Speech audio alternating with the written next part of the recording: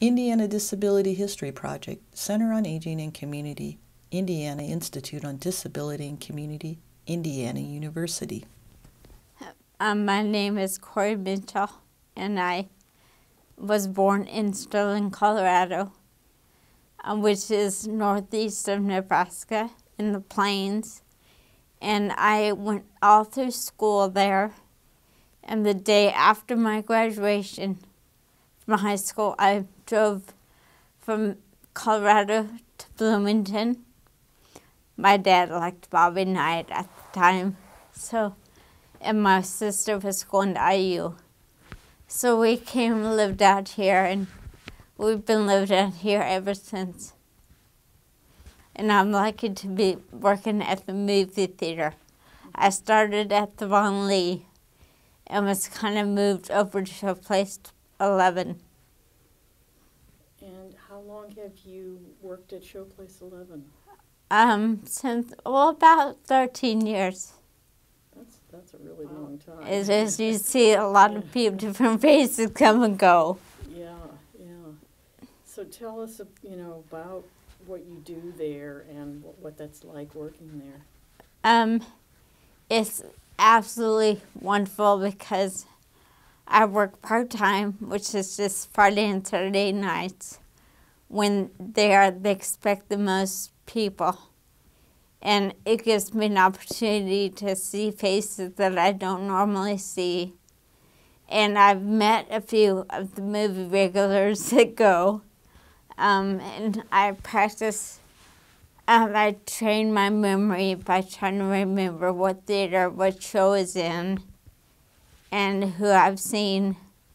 And then I get the benefit of free movies. So it's kind of a good all-around job.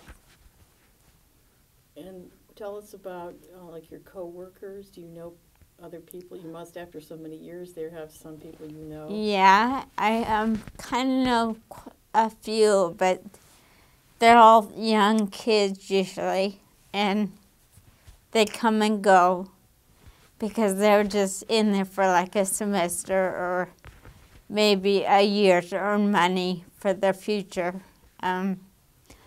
So I do better not to get closer to any of them because I don't see them much.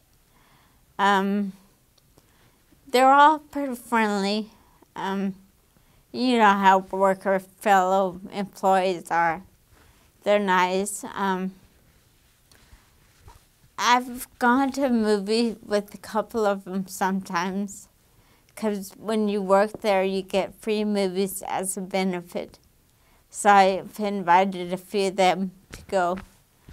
And we share that kind of bond with the movies, and it's really nice. That's great. Yeah, I know when I talked with you yesterday and asked you about what you wanted to talk about, one of the things you mentioned was your love for movies. Maybe you could talk a little bit more about that. I just love movies because, see, when I'm at home and I don't really know what I want to do and I want to exercise, I'll put a movie in my DVD player and I'll get on my Nordic track. And I watch a movie and exercise, and it just revitalizes me, and I feel good the rest of the day. And plus, an added benefit is I sleep better that night. And it's just it's good for you.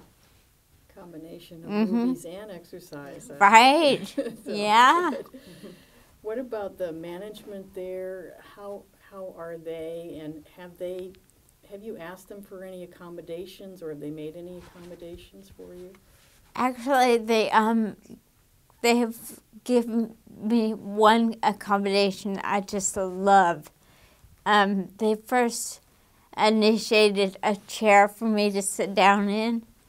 I kind of thought that was a waste of time, really, at first, but now I'm finding I love it. It's necessary. They're so easy to want to help and get the chair for me, and they're very accommodating in that way. And they always another way they've accommodated, because I have memory problems a little. And like, for instance, I'll forget like what time my break is. And they'll write down the break time on a movie schedule, and I can put it in my I forget what that's called, where I sit down in my post, and then I could just look out and pick out the right movie to go to. And it works out really well. That's great. Well, they must really value you as an employee, considering how long you've been there. Right, and you know, I have to say one thing that really makes you feel good is customers have come up to me. I'll see them, like, and say Kroger. They'll come up to me and they'll talk to me like they've known me for years. And then I'll be at work, and I'll see people that, oh, you work at the movie theater. You know, that makes you feel kind of good. I like it. People know you. Huh? Mm-hmm. So you've never had any problems with discrimination or anything like that with either the customers or your employers then? No. I think if I were a more loud, a more person that complains a lot and it says his feelings, I might be discriminated against, but I just kind of go with the flow, and it seems to work out. Well, So. You have such a positive attitude. That, you know, it's just. Well, thank you. Have we missed anything else about your job that you want to talk about? We can always go back later. Yeah, I'll like to fill this in. We get paid every other week, and because I have a memory difficulty, that causes problems because I keep track of my money situation with my computer on a thing called Quicken.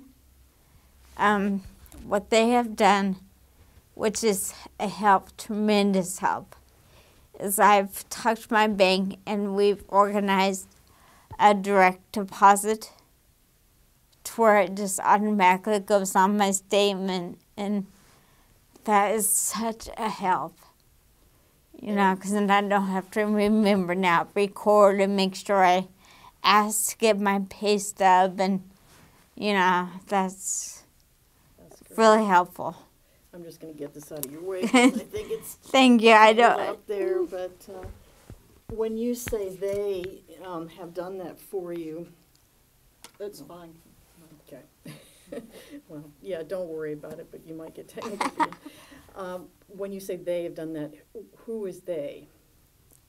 Well, I would have to say my management at your place. They've somehow we've talked with my bank and got that organized, and that is such a help. Well, maybe my parents and I have done that. I'm not sure, but it just works so well to have that automatically, whereas I don't need to try and remember to carry around my pay stubs and, you know. Right, right. You don't realize little things like that really help. Wonderful. Okay. You mentioned your fitness. Let's talk a little bit more about that, because you wanted to mention how important that is for people with head injuries. So you could talk a little bit more about the cycling class or the Nordic track, the things you're doing. Okay, one thing, it's amazing.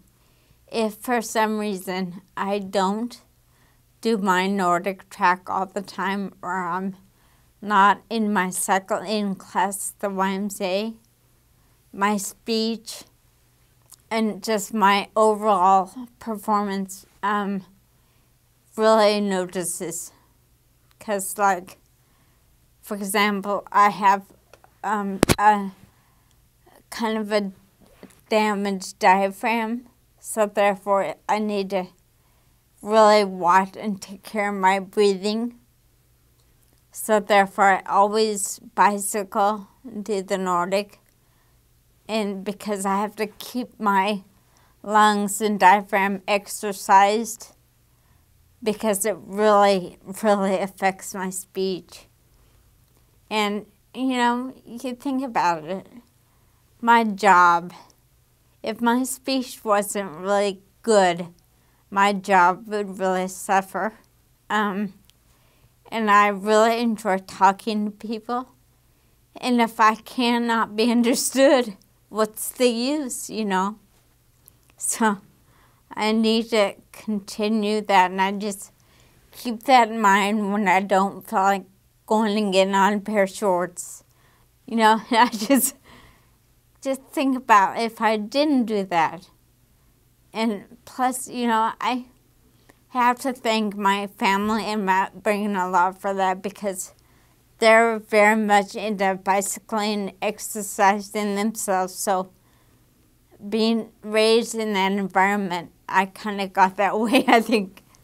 So, but yes, I love the feeling. I sleep so much better, and I just bicycle on my thing, watching a movie, and I think of like, now what should I do for breakfast tomorrow? You know, and I think of all those important things. What should I get at the store tonight? You know, it's just really beneficial. You mentioned, talking about your family, sometimes that you've gone to Colorado maybe for bicycle trips? Yes, I go to Colorado often because, that is where I was born and raised. I have 2 best friends from high school out in Colorado that I visited, I think, 3 or 4 times. But yes, last summer I went to Colorado to visit these friends. And then later, my parents came out there, and we all joined a bicycle group for a couple weeks. So I was in Colorado a good 3 weeks, and I got my exercise in, my visiting with my friends. It was a real good Colorado trip. That is great. It's very nice. One of the things you don't want it to be in the past, but it is. You just do it again and you hope. In the past? Yeah, because, you know, it's over. I want to do it now, you know. Do you think you'll do that again? Or? Maybe, but there's about a 40% chance. Because you have to get a lot of things just right to, you know, to make it work. All the stars have to align. align. Right, yeah. Did you mention that you also go to the Y for exercise? Yes, when there again, I have to thank my parents, because as you get older, I guess it's really that much more important to constantly bear weight and do the kinds of things that weightlifting can do for you. So we weightlift as a family twice a week, definitely, usually a Tuesday and a Thursday. We've all taken classes down there and learned which machines do what and how to do it. And so I go down there a couple of days a week, and it takes me about an hour to do my machines. I do like 12 reps of twice on each machine. And I just feel so much better when I do that. And it's good to do that and incorporate that with cycling. And then that way you get the aerobic help and the weight training in. So yeah, I'm a big YMCA person. That's excellent. Do you know other people there that you see when you're exercising there? A lot. In fact, the YMCA is my social place, because they've seen me around there forever. And, you know, you see the same people that go there with their weights. And if you walk around with a smile, it makes them feel good. And you're there for a purpose to do something that's kind of painful. But yet, if you see other people with a smile, it makes your work easier. And plus, I just love going down there. Because I see a lot of my people I know down there, and I'll see people I've met at the movies down there, and you know, and then I may be in Kroger the next day, and I'll see somebody that I saw yesterday at the Y. You know. You know a lot of people, don't you? It's amazing. I know more people than I even know I know. Because people know me from the movie theater, and then I'll see them at the Y. You know, it's weird. It's kind of nice. It's a very friendly place. And yes, it is. And I'm that kind of person that loves seeing how many people I know, you know, and seeing if I can remember. And it's a really good thing. For people that don't know someone with a head injury or what is involved with head injury, can you tell us how the disability affects you and how long that you've been dealing with those things in your life? It's kind of not really a pleasant thing to be talking about. You know, you see me and you talk about like which movies to go to, and you know, I seem all cheerful on the outside, but down I can't remember things. Like I won't remember like if I saw so-and-so at the movie theater or the YMCA. You know, they don't realize little things like that. It doesn't really matter, I guess, but it's just the fact that I don't remember things, you know, that people assume I do remember. That's probably the most. And I'm not change the subject, but I went up to Indianapolis for some rehab help, and my worst problem is my memory. And see, that really shines when I can't remember if it was at the YMCA I said something or was it dealing with movies. Or, you know, it's hard. Do you find that people are accepting of that and understand that, or is it hard for them because it's kind of an invisible It is disability? invisible. In a way, even though it is invisible, I am lucky because I'm physically not right. So therefore my invisible disease, my memory is more obvious because, am I making sense? Because you have physical right, disabilities. they're more able to understand I might have some intellectual thing. But it is hard when they don't see that because people, you know, you kind of just have to, go with it, you know, even though you might not truly remember. You have to do a lot of talking and faking and, you know. That puts the burden on you to sort of smooth things over. Right, it really does. Mm-hmm. What is helpful to you in terms of people making it easier for you to deal with your memory limitations? Well, like we mentioned earlier about my physical problems, not necessarily my memory, but at my workplace, the way they made sure they got the mat for me and the chair, and you know, having people that accommodate me, that's really helpful. And I don't. Could you repeat the question? What's helpful to you to make it easier for you? What do people do in relating to you that makes it easier for you with your memory problems? One thing that does make it easier that I don't really like it too much when people do it, but it is helpful kind of.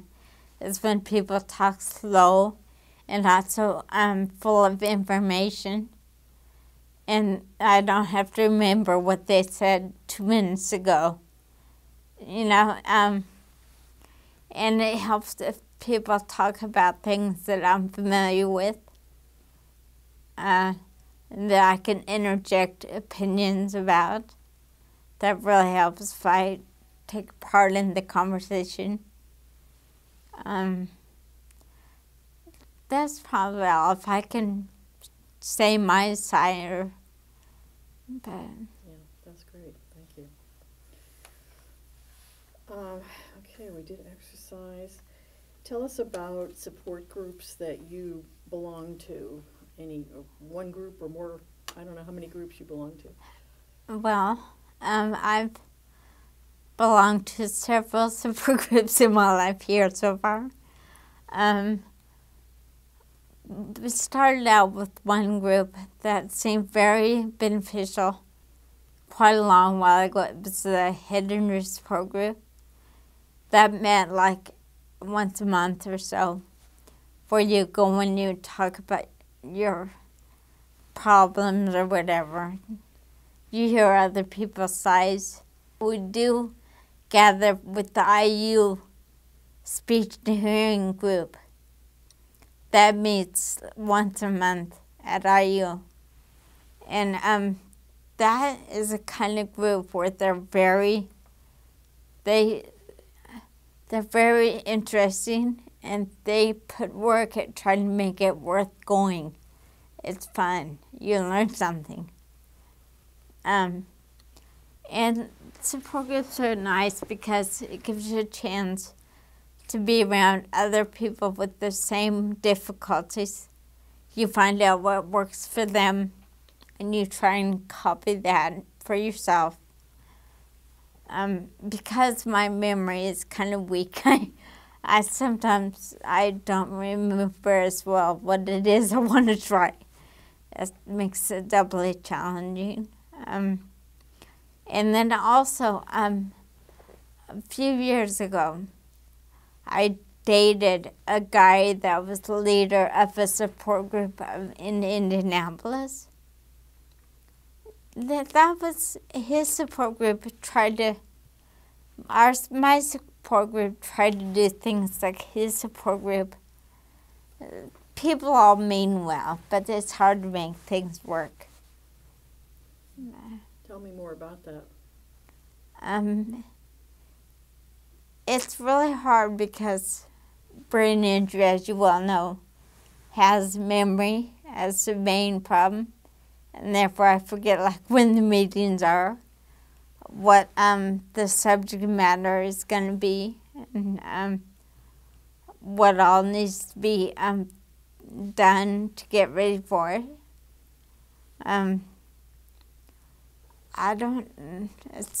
It's just hard to remember things like that.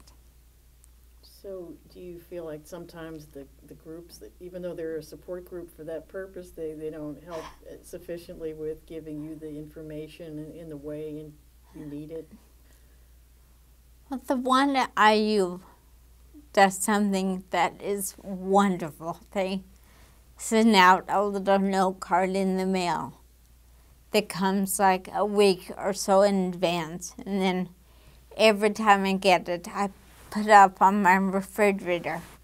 And that kind of thing always helps me, because then I write in my book to make transportation for that meeting. And that kind of thing helps, you know, a little reminder things. Yeah. Well, you mentioned dating somebody who led a support group. Have you had any friendships that have come out of the groups that you've been in? Yeah, one in particular. I dated him at first. We broke up after dating about a year or so, and we're the best friends now. We've been friends for over 10 years, and it's just a really nice thing. I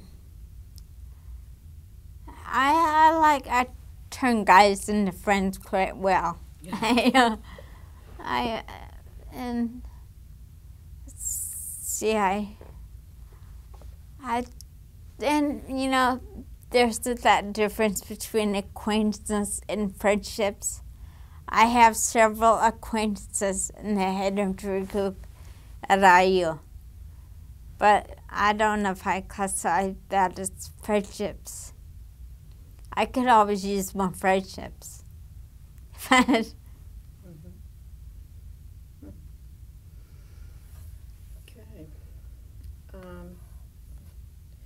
Have you seen any changes over the years in terms of what's recommended for rehabilitation and for, you know, the best things to help keep your health and maintain your disabilities in the best way? That's a terrible way I phrased that question. But in terms of what, say, doctors and support groups and others are telling you, you know, is the best thing for you to be doing, have you seen changes in that over the time that you've? Not really, no, but one thing I have seen is a change in humans' view or thought of people with a disability. It seems like at first, when I first had a disability, people would really look down upon someone that couldn't do as much. It's gotten a lot better as far as just accepting. And there's more ability, things you can do. As far as employment even, they are finding ways that disability people can work or contribute. So in that way it's good. I think that's about all. Yeah, that's great to know. And, you know, since we're doing a history project, when you talk about how things have changed, you know, there was a time when people were less accepting. What era are we talking about, years-wise? Well, I just would have to say in the last probably 7 years it's gotten better. In the last 3 or 4 years it seems to have really gotten better. It's just moving in the right direction. So when I first had my injury, which was like before 2000, I don't think it was all that good. But now, like, there are options for people that are blind. There are ways to do things if you don't hear as good. You know, it's a lot more disabled friendly. It's just maybe, I don't know why I've been noticing that more, but I have kind of. I hope it's that way. But That's really interesting. And yeah, you're talking about a fairly short period of time in which you've noticed yeah, a difference. maybe it's because I'm looking out more for that, but it just seems better. Glad to hear that. You've been active in disability advocacy. Tell us about your involvement with some of these groups, for example, the Council for Community Accessibility in Bloomington.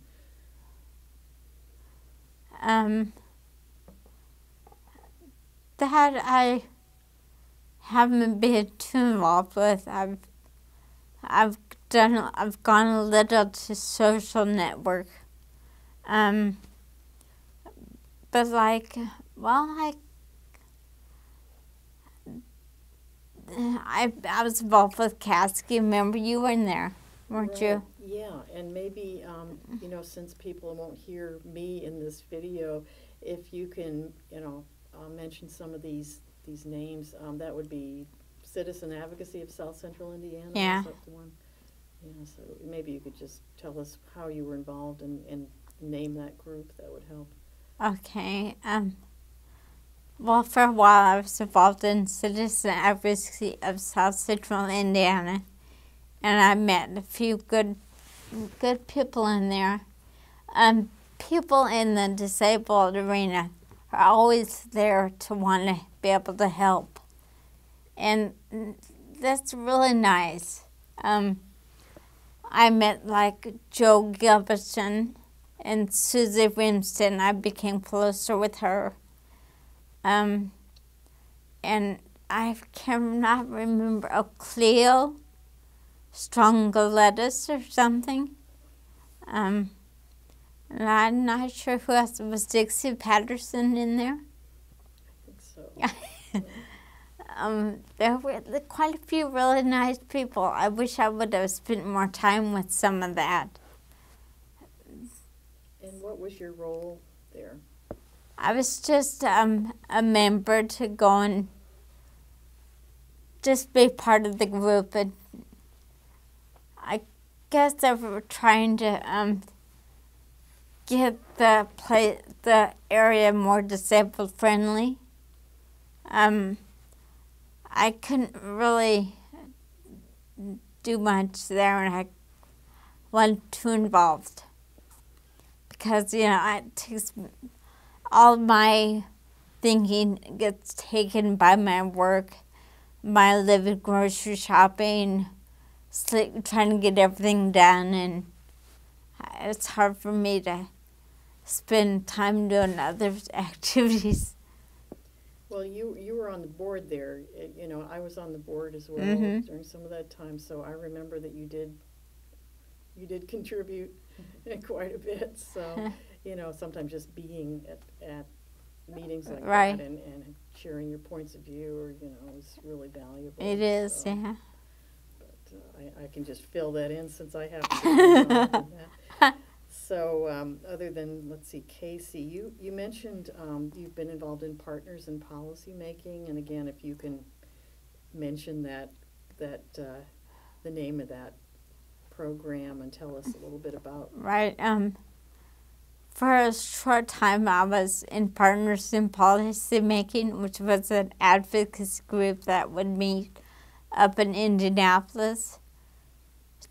I wasn't really with it enough upstairs to really contribute, but I did go to the meetings and I tried to listen and learn.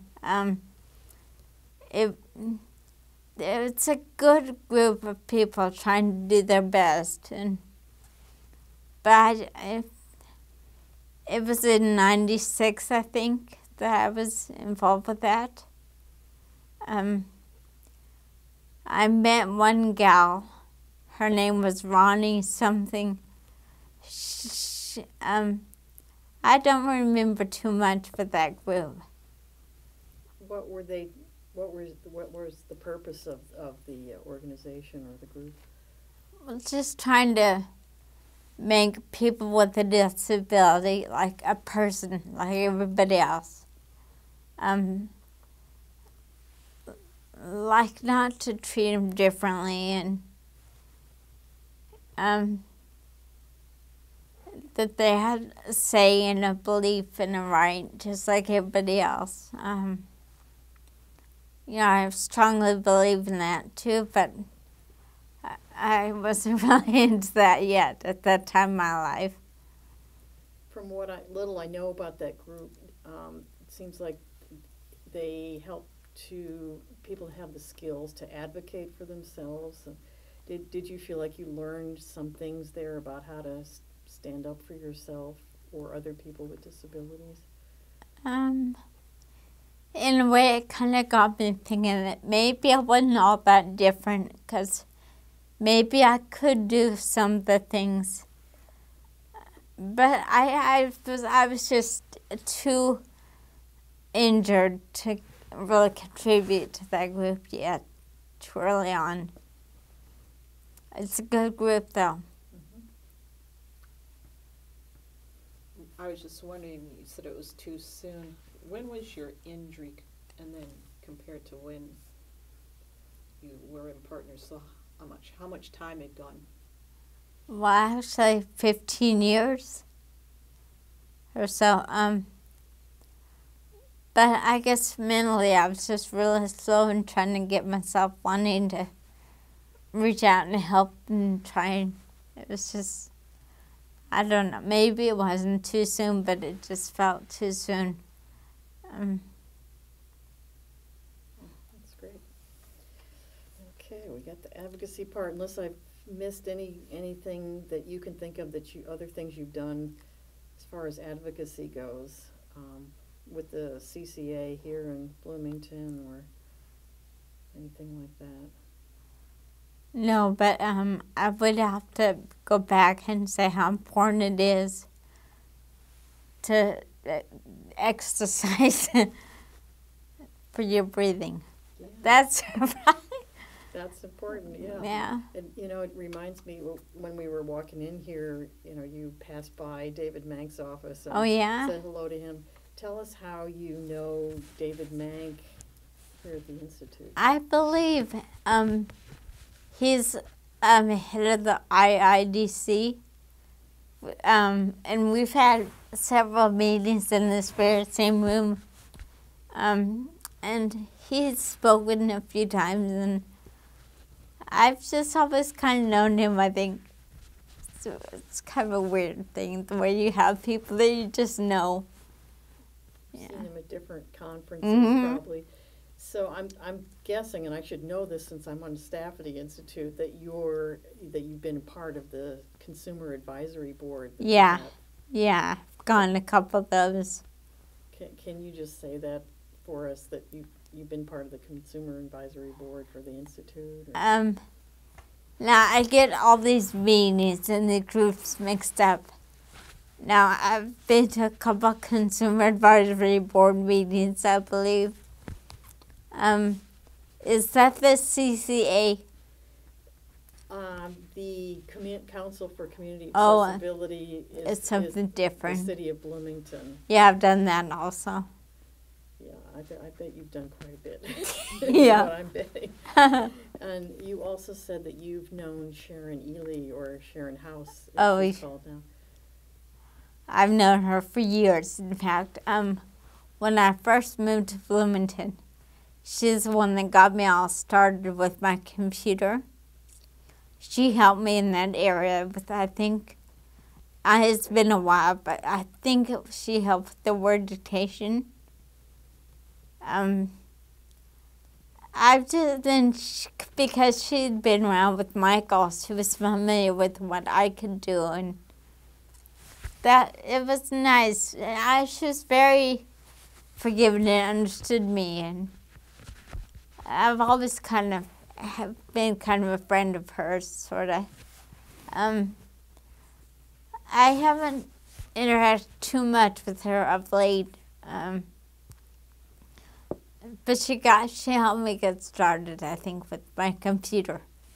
Yeah, tell us more about how you use computers, and you mentioned a dictation program, or any of those things that you use that are helpful for you.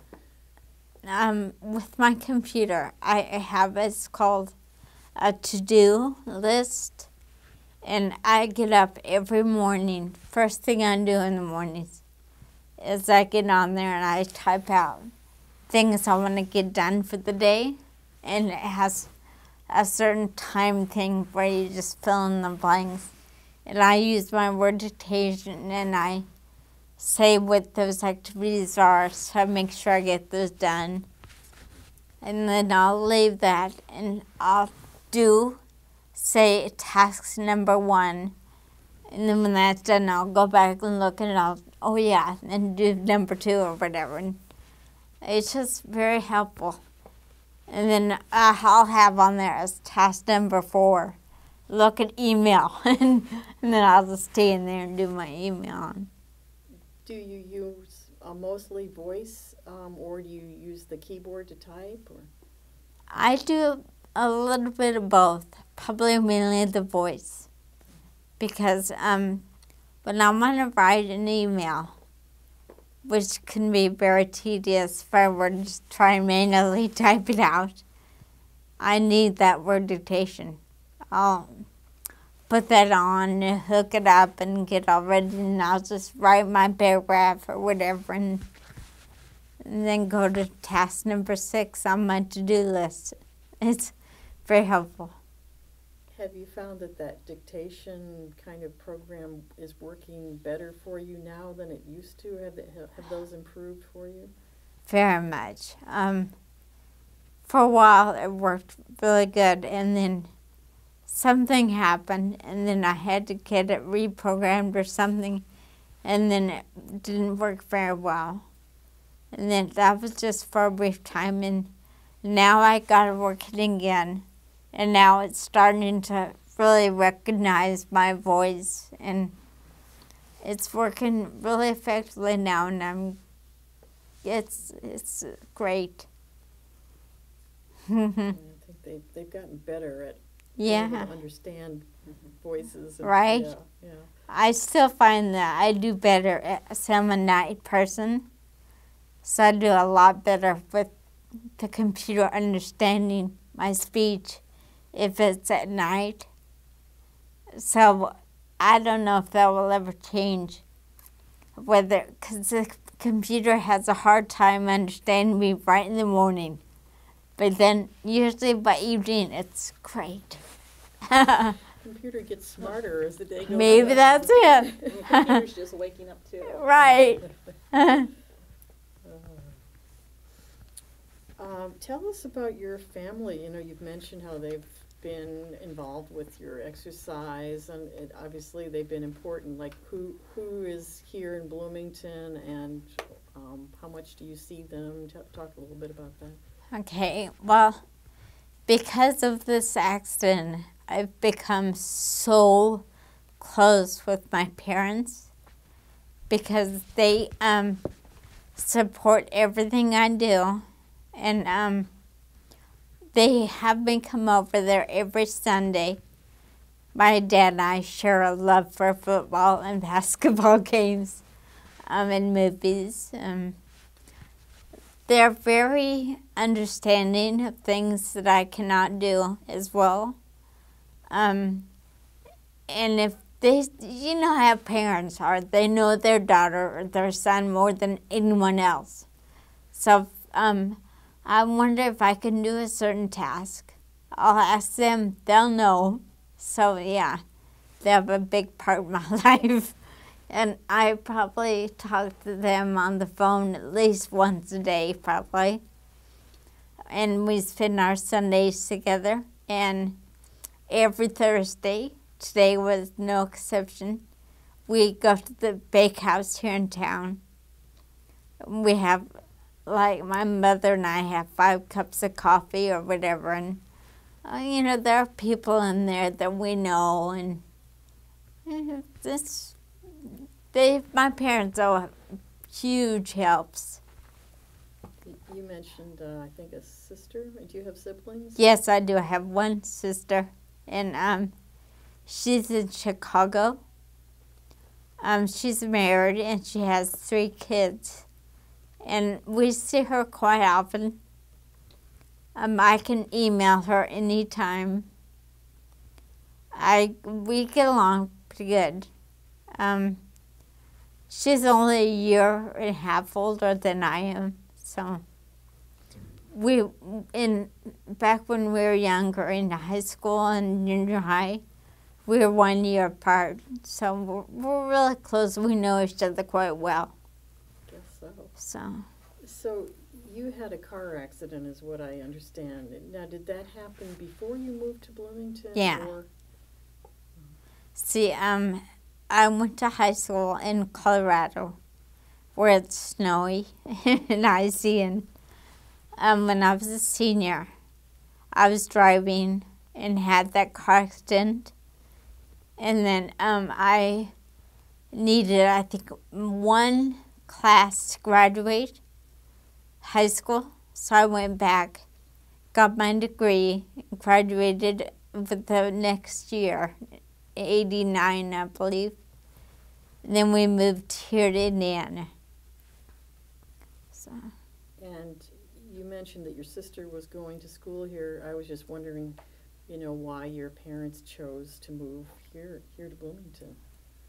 Well, it was kind of a two-part decision. At the time, my sister was going to DePauw in Greencastle. And then, well, she transferred to IU when we moved to Bloomington. And then where I lived out in Colorado, they didn't have the services or the help. And I had this head injury, and we wanted to find a place where there was something I could do, or that would be easier, or disabled friendly, or whatever. So that was two reasons to move out here. My sister and me, and you know, what do parents have but their children to look to? So we came out here. My sister then transferred to IU, and we had the services here, and I went to a program with Glenn Doman, which was located in Philadelphia. And then I've been here ever since. I've been working with the movies since '95. I love it. That's amazing. That must have been a really big transition for you two. I mean, first of all, just transitioning to having disabilities when you didn't before, and then moving all the way across the country to a new place. What was that like? Well, if you don't know brain injury like I do, you don't really know what's going on as much. So in a way, I'm lucky I didn't really know what was going on. So the move was okay with me. So I moved out here, and then my parents, I would have to say, I have to thank them, because they kept telling me that I had a chance for a fresh start out in this new place. So, you know, that thought kind of sounded really good to me, you know. So we came out here, and we were near my sister, and near Bobby Knife from my dad. And, you know, and my mom worked for United Airlines, which was located here in Bloomington. So everything was working out for everybody. And, you know, I didn't really have a chance to think of what I was missing, or, you know, I just kind of went with the flow. Well, because we're focusing on Indiana, I'm kind of intrigued that your family, and you felt that here in Indiana, and maybe specifically Bloomington, that things you'd have better services. Did it have to do with medical care as well, that they felt the medical care was better here? Or? Well, like, okay, for example, BT Access isn't medical care, but BT Access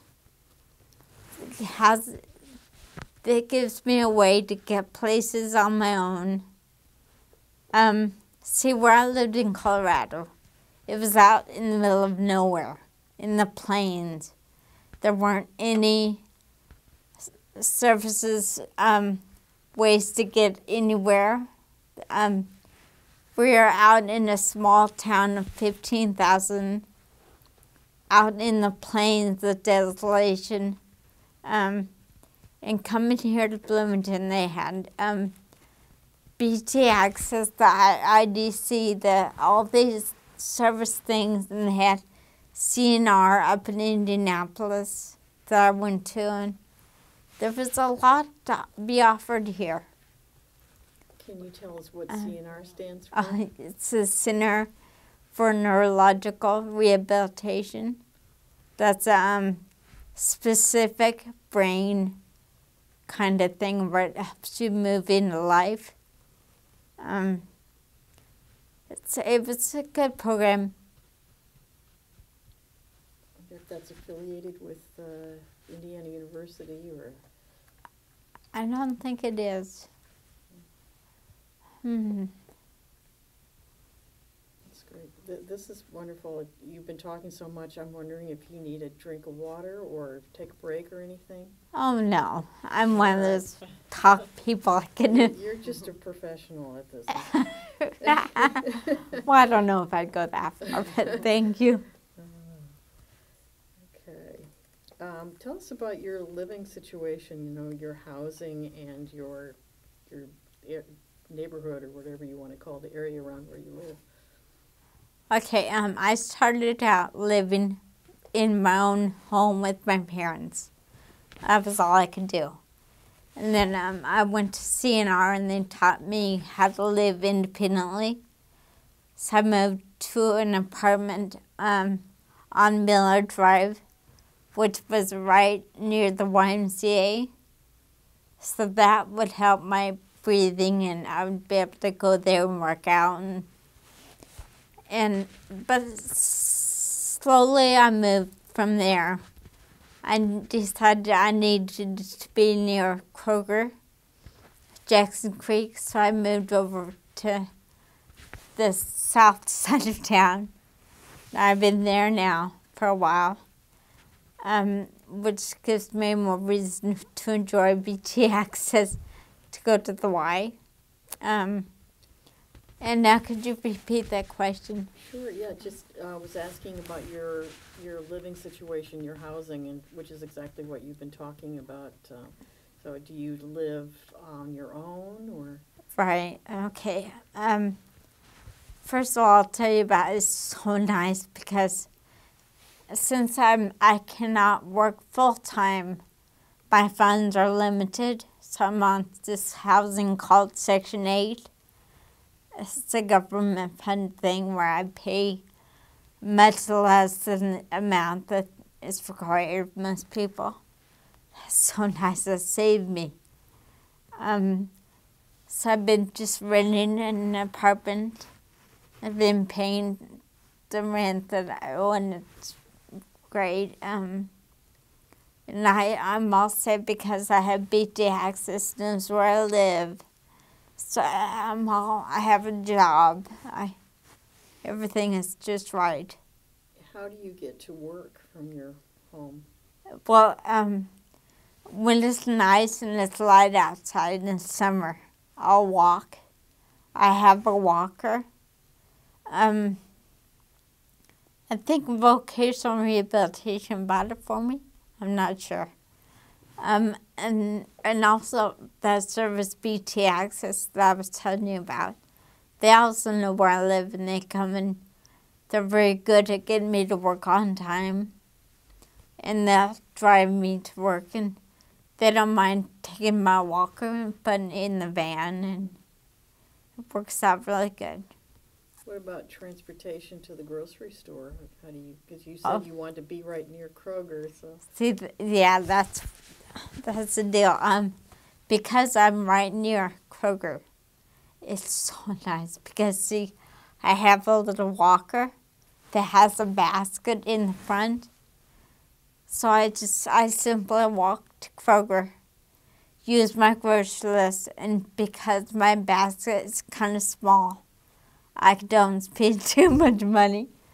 And I just walk down and do my grocery shopping twice a week, which, since I can't spend too much, I do have to spend excess time menu planning and doing all that, which is fine with my computer, and I have that done. And so my mom's got me organized in all that area, so I can do all that. And I do my grocery shopping twice a week, and I just walk down to Kroger, and it works out really well. It takes me about, I'd say, 40 minutes.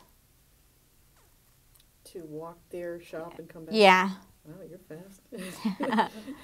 I can never get out of Kroger. There's a lot of walking to get through that store. What about your neighbors? Do you know people right around where your apartment is? I have this one neighbor. In fact, she and I went to a movie together last night. Her name is Terry. She's extremely friendly. she's one of the very few people that are extremely accepting. She's probably the only neighbor I really talk with. Most people nowadays are into their own lives and trying to make their own ends meet. So, but she's probably a good neighbor, good friend. We went to the movies and it was fun. Oh, that's wonderful. Mm-hmm. So if you had an emergency, and you were home, is there somebody in the area that you could, bang on their door, or, somebody if you were out in the parking lot, are there people around there that would help? Mm-hmm, definitely. I could bang on my neighbor that took at her door. Or I could, I'm not real good friends with the guy right next to me, but he's home more than that neighbor of mine. I could bang on his door. Or I know my parents' phone number by heart. And I have a cell phone, so I could call them. Mm-hmm. I'm not too concerned in that area. I'm pretty taken care of pretty well. That's great. That's great. It sounds like you've worked really hard to set everything up so that it works for you. Yes. It's amazing. You work at night. Does BT Access run that late? I was just wondering how you get home from the theater. We'll see. Actually, BT Access, they stop running like at 7:30 sometimes. So what I do is I ask one of the workers that I work with to drop me off because it's right near. And they don't seem to mind one bit. There are people that get off at the same time as I do that live relatively in the area, and they just take me home. No big deal.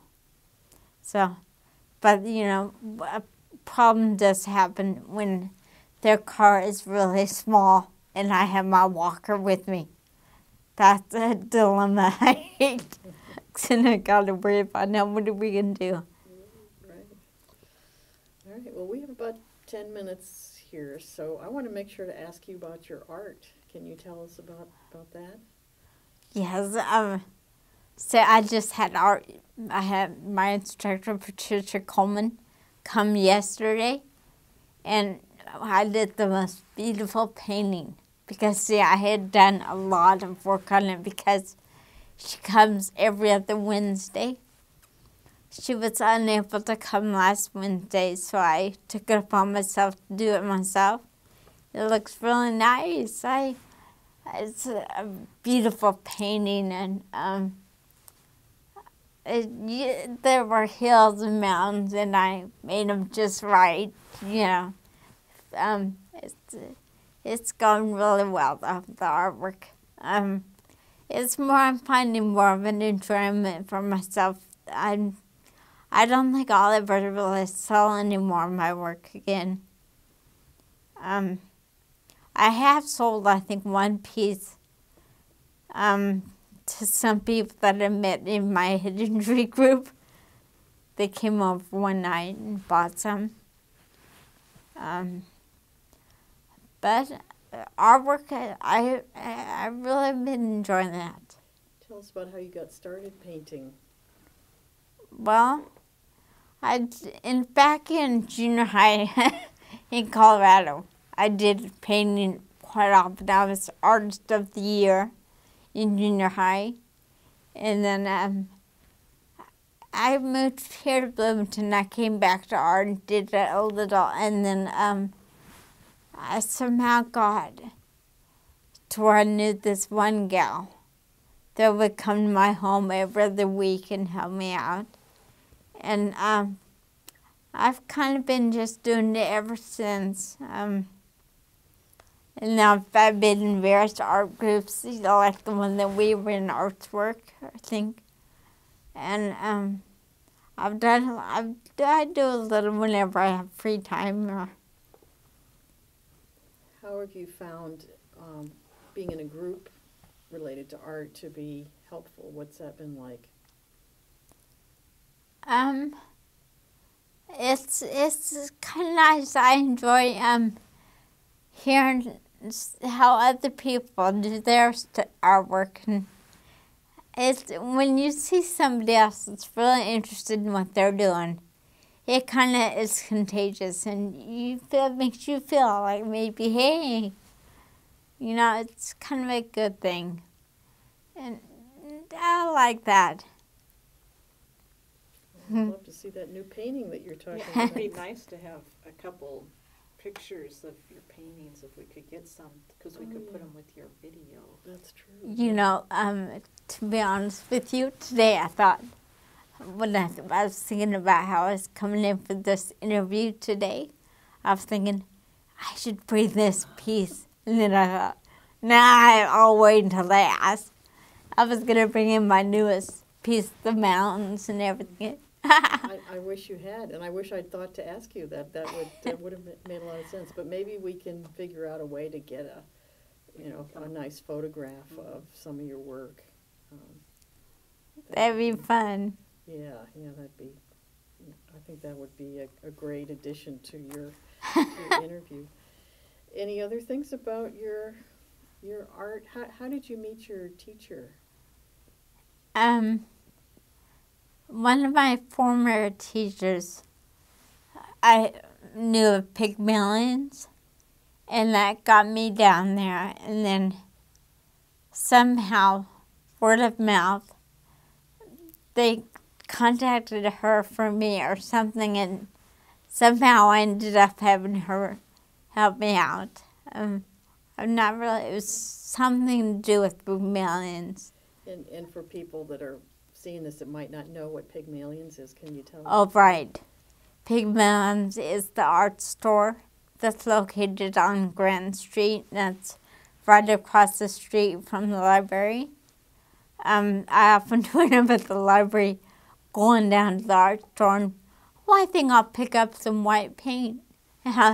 It's very well located. You can drop a lot of money there. Well, just to kind of wrap things up, have you seen changes over the time that you've had your disabilities in the way that services are provided to people with disabilities, or changes in policies that have come from government, like new laws or government policies? Have things been changing that you've seen? I wish I would take the time to pay more attention to that. But like I mentioned earlier, it does seem like if places that are more disabled, things that they're more disabled friendly. It just seems like it just seems better. In terms of services as well, or Yeah. medical care. Yeah. And places where they can go, or you can, like the YMCA, for example, they allow disabled, they have classes that disabled people can do. I had one question for you. You've had your job for a long time. How did you get that job? I mean, who helped you find the job? I came to Bloomington from Colorado, knew nobody. So I got connected with vocational rehabilitation, and they assigned me this fellow guy named Mark something. He's moved somewhere, and he helped me find a job to where I worked at the Von Lee. And the management at the Von Lee really liked what I was doing, so they told Place 11 about me. And then I was moved over to there. I was doing both jobs. And then the Von Lee closed its doors, and I was still working over at Place 11. So, but it all goes back to good Mark. to VR. Yeah. Are you still getting any services from VR at this point? Not really, no.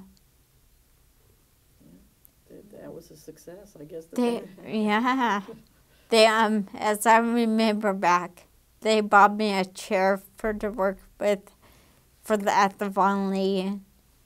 They bought something for my computer, I think. I'm not sure. Mm-hmm. Well, what about the future? Do you have any plans or any thoughts about what that holds for you? Actually, I should, and I'm a big plan kind of person, but I don't really. I strongly feel that family is really important. I want to keep in touch with that. I hope to get married sometime. I don't know about as far as jobs. I may want to continue my life with the movies. I don't know. That's really kind of a scary thought. It's kind of up in the air. Just, I don't know what's going to happen. Okay. Hope it'll be good. Me too. Is there anything else that you want to talk about before we wrap up? No, I don't think. I'll probably think of something later this evening. And you have any other questions, Ben? Unless you have a story or something you want to tell about, I don't know, getting around places, or a story of when you were in rehab, or finding your apartment.